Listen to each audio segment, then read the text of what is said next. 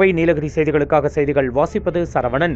குடியிருப்பு பகுதியில் மாலை நேர நடைபயணம், மிரள வைத்த மக்னா யானை. வனத்துறையினர் கண்காணிப்பு பணியில் ஈடுபட பொதுமக்கள் கோரிக்கை.